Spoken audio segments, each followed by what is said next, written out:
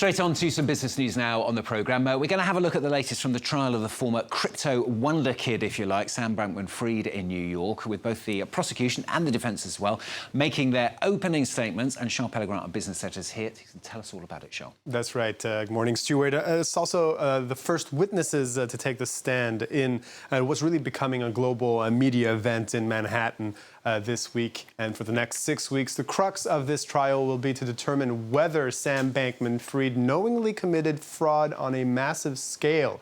As the U.S. prosecutor argued in his opening arguments, Assistant U.S. Attorney Thane Wren told jurors that the founder of crypto platform FTX lied to investors, lenders, and customers on his platform, saying, quote, "This man stole billions of dollars from thousands of people."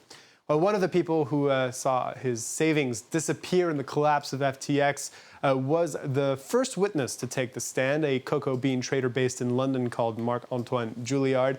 He recounted the sense of confidence he felt about the platform, thanks to the company's savvy marketing, and then the sense of anxiety he felt as he was unable to withdraw part of the $100,000 of funds he had on the site late last year.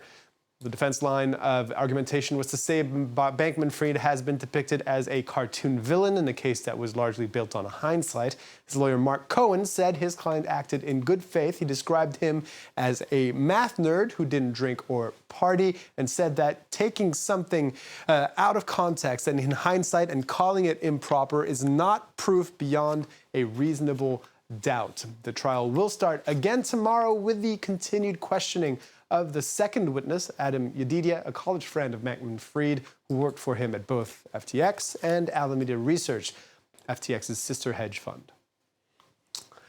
Well, more than 75,000 medical employees of the Kaiser Permanente Medical Consortium in the United States are on strike. That's the largest strike to ever affect the healthcare sector in the nation. Workers say they are dealing with chronic understaffing, which is leading to poor patient care. Wasim Kone has this report from Los Angeles. It is day one of 3 days of strike for 75,000 employees of Kaiser Permanente facilities here in California and across several other American states. Among their demands, higher wages, more staffing, and less bad faith from their employer. We want Kaiser executives, to stop bargaining in bad faith. We want Kaiser executives to address the short staffing crisis, and we just want patients to be safe and get the care they deserve. These big corporations need to appreciate their workers, because the reason why they're billionaires is because of the labor that come to work. I love my job. I love what I do. And all I want to be able to do is come and be able to make ends meet. I'm not trying to get rich off of a raise. I just want the basic necessities that I'm supposed to be able to afford. Who got the power? We got the power. This is just the latest movement in a series of industrial actions to have impacted the United States since the beginning of the year. Hollywood writers, Hollywood actors, Detroit automobile workers, and now medical personnel, leading some to call this the year of the strike in this country. Let's move on to take a look at the stock markets now. European shares trading higher at the open as investors' fears about rising yields on U.S. Treasuries subsided slightly as those came off their 16-year highs in the wake of U.S. jobs data that was weaker than expected. You can see the FTSE in London up 0.1%, the Paris CAC 40, and the DAX in Frankfurt just above the flat line. Asian indices trading much higher for similar reasons. Mainland Chinese, though, markets remain shut for the Golden Week national holiday. Nikkei in Tokyo closing the session up 1.80%. The Hang Seng in Hong Kong up 0.2%. Kospi in Seoul, though, closing the session 0.1% lower. And let's also see how oil prices are doing after dropping significantly on Wednesday by more than $5 a barrel. This was the result of concerns over high interest rates denting economic growth. Quite a roller coaster ride for the oil markets. Investors were expecting prices across the $100 mark last week, and now, as you can see, Brent crude at the $86 a barrel mark, while the West Texas Intermediate is at $84. Those prices, though, moving up again, as you can see. And still more antitrust trouble for Amazon and Microsoft, this time in the UK, where the country's media regulator, Ofcom, has asked the country's antitrust authority to investigate the company's dominance of the UK cloud market. Businesses in the country have told the media regulator they found it too difficult to switch cloud providers or mix and match their services.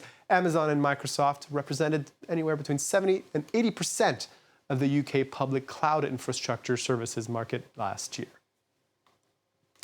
And let's end with a story that isn't necessarily business news per se, but it does relate to money, actual money, cold hard cash. The Australian dollar coin will soon bear the image of King Charles III, more than a year after the death of his mother, Queen Elizabeth II. King of England is also the ceremonial head of state of Australia. About 10 million coins will be circulating by Christmas. King Charles's effigy will be his left profile, while the Queen's was her right profile. The new effigy is designed by the Royal Mint in London and has royal approval. This is a historic day. For 7 decades, Australians have seen a Queen on their coins.